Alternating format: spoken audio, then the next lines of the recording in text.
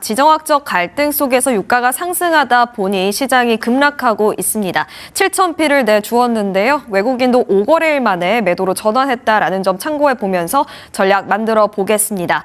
오늘 이 시간 딜사이트S 민수 전문가와 이야기 나눠보겠습니다. 전문가님 안녕하십니까? 안녕하세요. 네, 전문가님, 매도 사이드카가 다시금 발동됐습니다. 시장의 변동성이 참 큰데요. 어떻게 대응해 봐야 할까요? 네, 오늘 시장 살펴보도록 하겠습니다. 일단은 양시장 전부 하락세를 만들면서 방향성 자체가 다소 조금 아쉬운 모습입니다. 아무래도 이제 코스피 매도 사이드카까지 걸리는 바람에 이제 투자를 하시는 분들, 지금 참여자분들이 굉장히 불안해하실 것 같다라는 이야기 드리고 싶은데, 아무래도 일단 시장이 오늘 가장 부담스럽게 받아들이는 부분은 여전히 이제 중동 리스크, 유가 상승이죠. 여기 이제 미국 금리 부담까지 이어지면서 투자 심리가 쉽게 살아나지는 못하고 있는 상황입니다. 아마 오늘 시장에서 가장 중요하게 봐야 할 건 역시나 외국인들 수급일 텐데 5거래일 연속해서 잘 들어와 주다가 오늘은 또 강하게 매도세를 보여지고 있는 부분들, 역시나 이제 금요일장이기도 하고 중동 리스크가 터지고 있다 보니까 아무래도 주말 사이에 트럼프 이제 사코죠. 어떤 이야기가 나올지 모른다라는 그런 불안감에 또 던지는 매물들도 분명히 있을 거다라고 보고 있습니다. 그래서 일단은 2시 기점으로 시장의 방향성을 다시 한번 체크를 해본 뒤에 우리 여러분들이 확실하게 저점에서 체크를 할 수 있는 종목들 보시면 좋을 것 같고, 다시 어느 정도 매도세가 조금 줄어든다라고 한다면은 충분히 분위기가 다시 한번 조금 전환이 될 수 있지만, 매도세가 계속해서 조금 나와준다라고 한다면은 그 다음 주 시장까지 주말 사이에 또 이야기들을 살펴봐야겠죠. 그리고 현 시점에서 한 가지 또 변수가 아무래도 레버리지 ETF 규제 조기 시행 이슈죠. 그렇다 보니까 원래는 조금 여유가 있었는데 시행 시점이 좀 앞당겨질 그럴 가능성이 거론되면서 일부 투자자들의 포지션 조정이 조금 나타날 수 있다라는 점. 이런 이슈는 일단은 단기적으로 변동성을 좀 키울 수는 있지만 시장이 또 과도한 레버리지 거래를 좀 줄이고 수급을 좀 안정시키는 과정으로 또 볼 수 있기 때문에 너무 이제 부정적으로만 보실 필요는 없다라는 부분입니다. 즉 이제 시행 전까지는 변동성에 대비를 하고 시행 이후에는 오히려 이제 수급이 안정되는지 계속해서 체크를 해보면 좋을 것 같고요. 또 하나 이제 오늘 발표된 2분기 GDP 성장률에서도 일단은 긍정적으로 체크를 해보면 좋을 것 같은데 시장 예상치를 크게 웃도는 성장률이 발표가 됐습니다.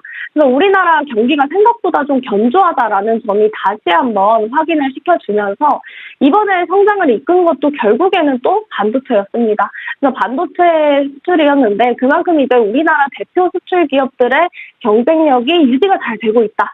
라는 부분이고, 앞으로 또 삼성전자라던가 SK 하이닉스 이런 빅테크 기업들의 이제 실적 기대감이 계속 이어진다라고 했을 때 외국인 수급도 긍정적인 영향을 줄 수 있다라는 부분들.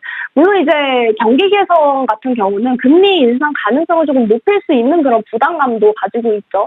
다만 이제 경기가 무너지는 상황에서 금리를 올리는 거랑 이제 경기가 견조한 상황에서 금리를 조정하는 것은 또 의미가 다릅니다.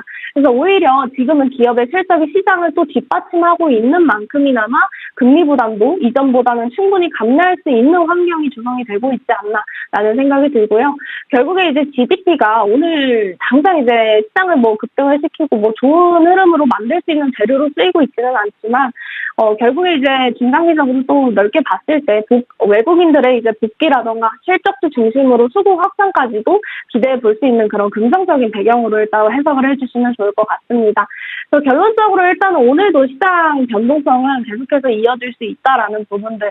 그렇지만 이제 외국인 수급 그리고 실적이 뒷받침되는 종목들은 그래도 차별화된 흐름들을 이어나갈 수 있는 만큼이나마 지수보다 이제 수급이 몰리는 업종이라든지 종목 중심으로 또 대응하는 전략이 조금 가장 중요해 보이고, 결론적으로 일단은 실제 추세 전환에 대한 부분들, 역시나 이제 반등 타점을 잡으려면 지수 안착에 대한 흐름들 제가 계속 체크를 드리고 있죠. 그렇다 보니까 아직 그러한 흐름들은 나오지 않았어요.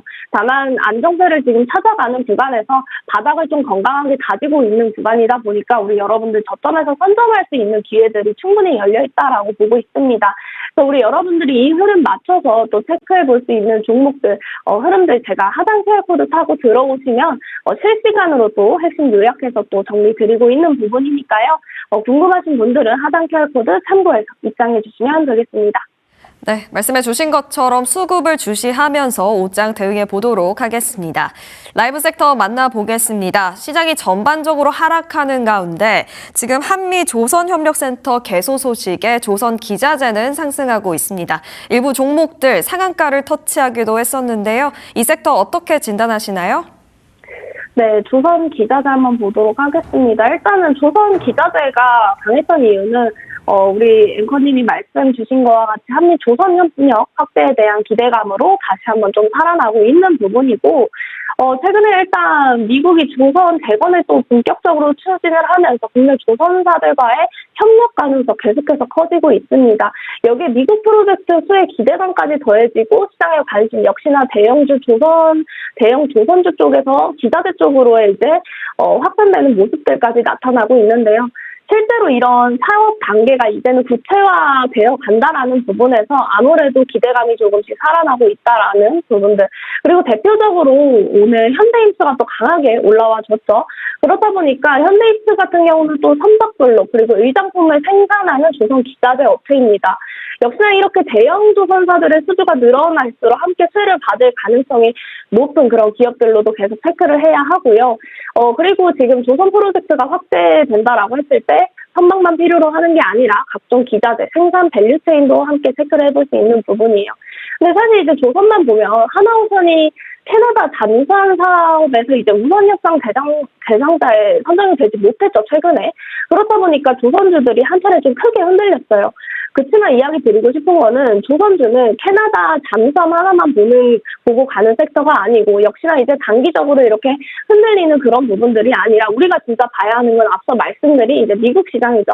그렇다 보니까 일단은 최근에 미국 국방부 해군은 국내 조선사들에게 전투함 급여와 관련해서 RFI를 또 발송을 했었던 부분들 그리고 국내 조선사들도 관련 자료들 계속 제출을 하면서 미국 사업이 하나씩 이제 구체화가 되어가고 있다라는 부분들 이런 흐름들이 이어지면서 오늘 대형 조선주보다도 낙폭이 컸던 조선 기자재 쪽으로 저가 매수세가 어느 정도 유입이 되고 있다라는 부분을 체크를 해볼 수 있겠습니다.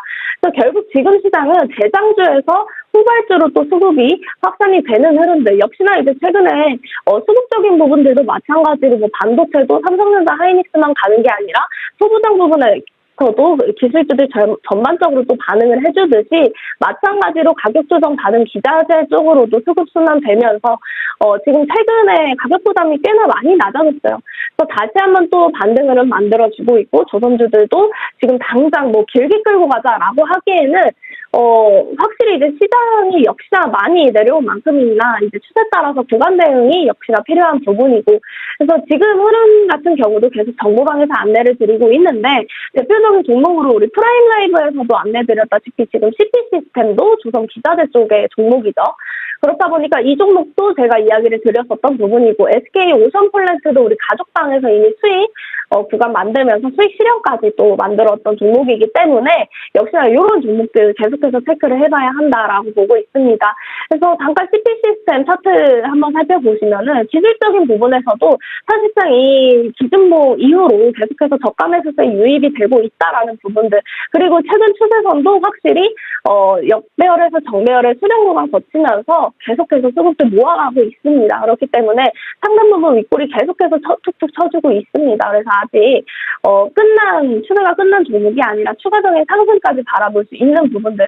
근데 말씀드렸다시피 사실상 이제 조선 종목들이 계속해서 조정을 좀 길게 받아왔었던 부분이기 때문에 이게 확실한 반등에 추가적인 상승을 길게 끌고 가자라고 하기에는 약간 지금 같은 경우는 조심스럽게 봐야 하고 역시나 이제 구간 대응 안내 드리면서 절반 라인 수익 구간 또 확보해 나가고 있는 부분입니다. SK 오션플랜트 같은 경우도 마찬가지예요. 결국에는 이런 수렴 구간들이 확보가 되어야지 그 다음 슈팅 구간까지 우리가 계속해서 체크 드리면서 말씀드린 이제 구간 대응 역시나 이제 절반 라인 안착 흐름의 수익 구간 만들어가는 전략으로 안내를 드리고 있습니다. 그래서 CP 시스템, SK 오션플랜트 정도 이제 수익 구간에서 진행이 되고 있는 부분에서 우리 여러분들 이런 종목들 저점에서 이제 우리 여러분들 체크할 수 있는 종목들 계속 하단 QR 타고 들어오시는 안내가 되어가고 있거든요.